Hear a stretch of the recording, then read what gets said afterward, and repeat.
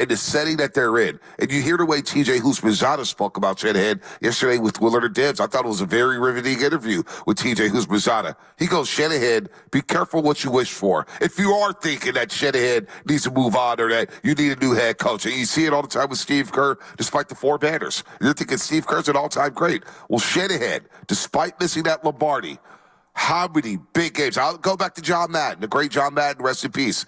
When they asked him, when they lost at Three River Stadium against the Pittsburgh Steelers, they asked him, he said, boy, you can't win these big games. And he goes, what are you talking about? These are all big games. And we've won plenty of them to be in this position to play for championships. And the Niners in 4 of the last 5 years have been in a position to play championships. Now, they haven't sealed the deal, but damn it, at least you're in the conversation. And that's a lot to say. As we watched the Giants last night stumble in Dodger Stadium once again, and I'm watching Randy Rodriguez, and I'm watching Jordan Hicks struggle to get through 4. We know the baseball team is not in a position to contend for championships, and it's driving us all crazy. At least we know as we begin training camp today, and we see these Galaxy as stars, and you see number 23, Christian McCaffrey, and you see a rookie and Ricky Pearsall. Maybe he practices, maybe he doesn't, but you got Cowing, you got these 2 young running backs, the one out of Louisville. You got Elijah Mitchell coming for a spot. Jordan Mason saying, what about me? The competition just to get on the football field for this team. Think about what this guy has built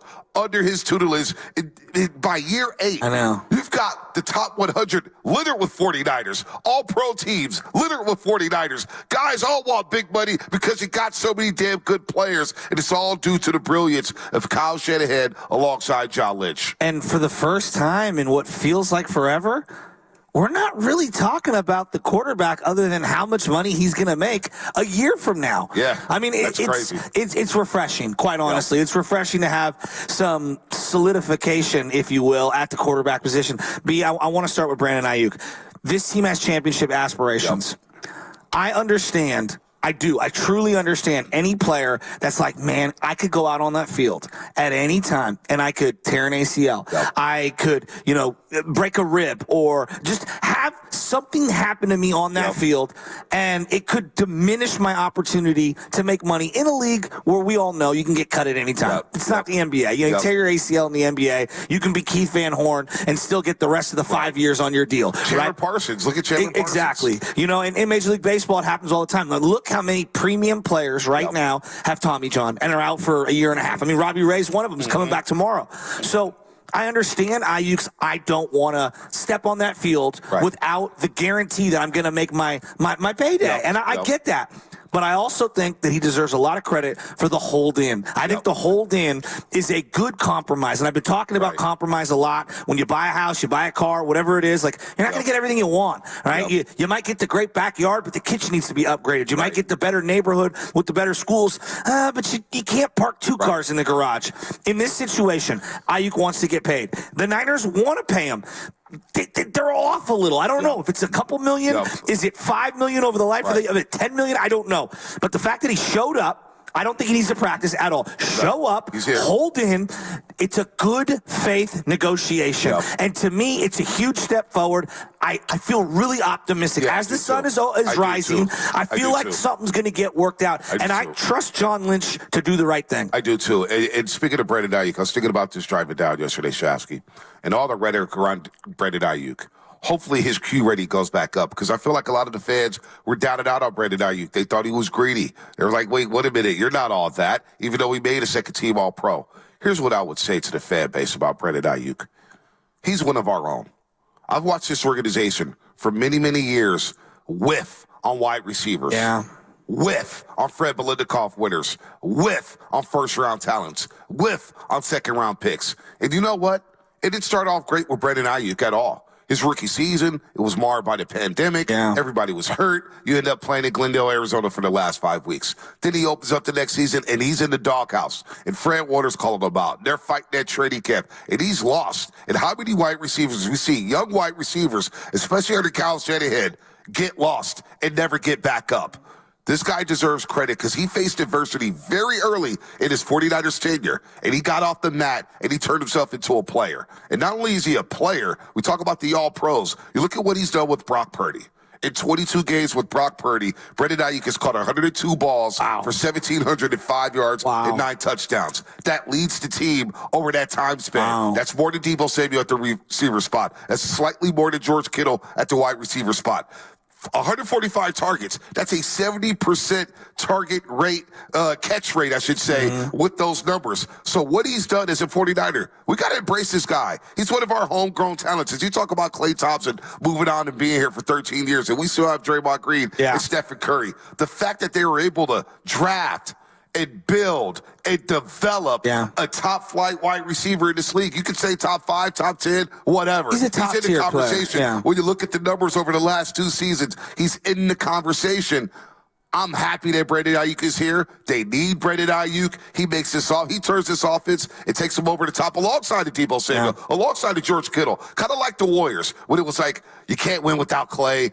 You got to have all 3 of them, right? You got to have all 3 of the triplets, Draymond, Steph, and Klay. You go back to the 90s Cowboys. You couldn't win if Michael Irvin sat. You needed Emmett, Michael, and Troy Aikman. Well, I believe with this 49ers offense, which averaged 29 points a game last season, and I'm looking for more this year. That's right, I'm getting greedy, baby, because I got high expectations for these rookies coming into camp today.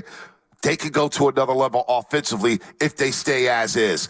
You got the chemistry with Deebo and Aiyuk and George Kittle, Christian McCaffrey, and I don't want to mess that up. So it's a great thing that Brandon Aiyuk, and I was shocked, Shasky, that he came in. I didn't think he was coming to camp. No, I think he showed professionalism. He showed professionalism. And I also think that he showed that he wants to stay here. Like, to me, showing up was a huge step forward. And I think he deserves a lot of credit for that. And everyone, he's making $14 million. Yeah, but you also have to understand that, like, at any moment, some, undrafted, and this is accidents, but guys crash into each other, you get twisted up, and some over-exuberant, undrafted player trying to make the team ends up falling on your ankle or something like that. Like, you can get hurt, and I understand that. So, showing up on the sideline, I gave credit to Deebo for that. That's called a hold in. There's a difference. To me, there's a difference. There is. When you don't show up and you're nowhere, sight unseen, I didn't like that from Bosa. I told you that last year. The fact that Aiyuk is here tells me I want to get on this train, and I want to get myself to the Super Bowl with this team. No doubt. There's one area, though, that I think that you're talking about all the things that he fits. When I think about the defining trait of Kyle Shanahan and this team, to me, it's toughness.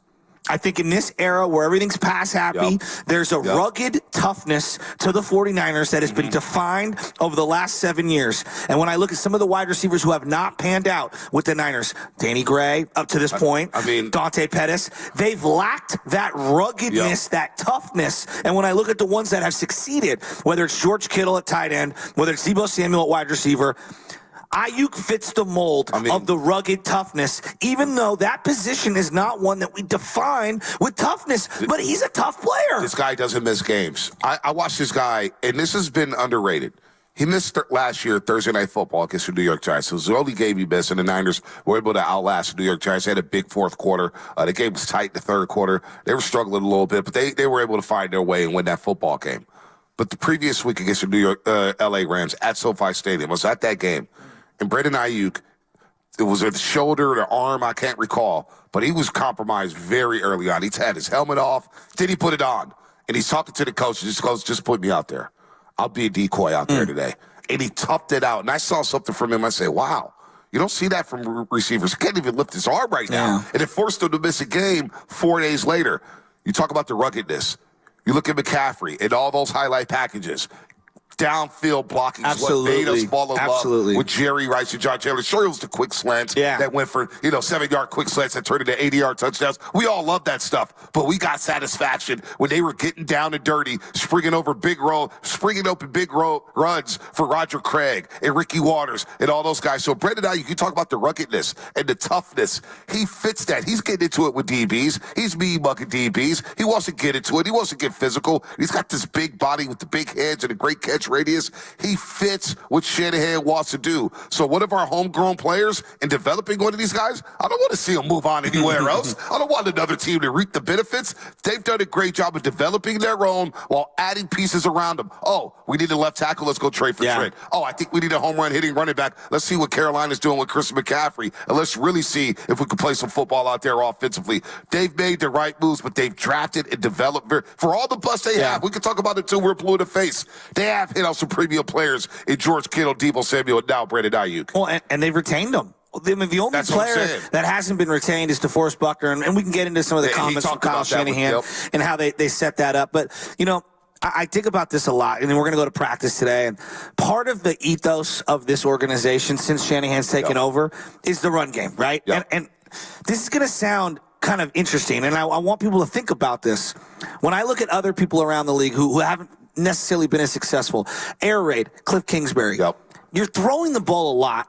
Okay, your team doesn't get the callus of the run game, and I think there's an inherent toughness of being a run-first team. Now, obviously, you got to balance it out. You have to be able to throw the ball. You got to have play action, all those things. But when I think about the teams that truly sustain winning over many, many years, think Belichick. I know Brady was the headliner. They had 1 million running backs, and they were going to stay dedicated to the run game, 2 and 3 yards at a time. Peyton Manning, for all of the weapons they had on the outside, think of how many times they tried to stay dedicated to the run game with an Edgerrin James or a Dominic Rhodes or a Joseph Adai. And so I think about practice for this team. They've always been a run-first team. That's made their offensive line more rugged than the names would suggest because they never have a sexy offensive line. And then their defensive line and their linebackers at practice get built into that toughness. They have always been a tough organization. And then I go back to Brandon Aiyuk, buying into the run game and being a guy who's willing to block downfield. It just fits what this team wants to do. And that's why I don't want to see this guy go. I want to see him stay with Brock Purdy. Clearly, he's a great downfield target, but he just fits what the team is. And if you think about it, he's not an outspoken diva. There's a lot of divas at the position. He's an understated guy. This is the most we've heard from him in his entire career. No doubt about it. No doubt about it. So you talk about winning in the trenches and being physical because that translates to winning in January, in February. And they've gotten close to winning the ultimate prize, but they've won a lot of big games in inclement weather because of their ethos and being tough. Now, you think about this. We're talking about Brandon Aiyuk. And I'm looking at the receiver numbers, like receiving yards since 2022. It's Tyreek Hill's number one, 3,509 yards. He's blowing everybody away. Aren't they a great example of a team that we don't think is tough enough because they throw the ball a little too much? Too damn much. Exactly. They don't run the ball. They don't commit to the run game. It's more gimmicky. They got a lot of speed guys, but they all get beat up towards the tail end of the season. Brandon Aiyuk since 2022 is 11th. In terms of receiving yards in the NFL, 11th. Now, some people say, man, not top 10, 2,357 yards. 11? But 11 on a team that's in the bottom 5 in pass attempts over the last 2 years. So he's maximized his opportunities. He's 4th since 2022 in average yards per catch. He's 14th in yards per game on a team that does commit to the run game. He's 10th when it comes to all qualified wide receivers in touchdown catches over those last 2 years. And he's 23rd in targets and 21st in catches. But he maximizes what he gets to use because his team does want to get to 30 carries. They do want to run the ball. They want to take the air out the football and shorten the game up and get their defensive blow. So it's good to see Brandon Aiyuk here. Hopefully he holds it. Hopefully they get the money right. He knows he wants to win. You saw how distraught he was after the Super Bowl. And his team, from just listening to everybody yesterday, George Kittle and Nick Bosa, they're ready to grind. They're ready to get back. They're ready to get something that has been eluding them for so many years, Shasky. So I'm excited here to be a training camp. You know, you've brought this up with the Warriors, like how they're a battle-tested, playoff-proven winner, right? And there's something about that. We talked to the guy from Detroit yesterday who was excellent, and he was saying, like, Valenti. You know, think about it. Like, the entire Detroit Lions team had like 5 games of experience in the playoffs. And I think about someone like Brandon Aiyuk. He has been in monster playoffs in 2021, 2022, and 2023. And I don't think you can discredit that. And just thinking you could sub someone out, put them in that spot, and they're not going to, you know, feel the pressure of a playoff moment. This is a guy who's played in Super Bowls, NFC Championship games, huge divisional rounds. The lights never get too bright for That's what I'm saying. And so I look at this team, and I know the regular season is going to get throttled down and going to get diminished by people, but they know what the ultimate goal is. And I think that when you have a roster of guys that has their sights on the Super Bowl, they also understand how to kind of manipulate your body throughout the season to get through the grind. And I look at teams like the Dolphins, it's like they've never been that far. And so every year they get to the end and they're exhausted and they're injured. And I think there's something to be said for keeping the band together and keeping Aiyuk together because this guy is a playoff-proven winner. And it's great to see him, man. We'll play some sound from John Lynch and Kyle Shanahan yesterday. We'll hear from Kyle Shanahan on the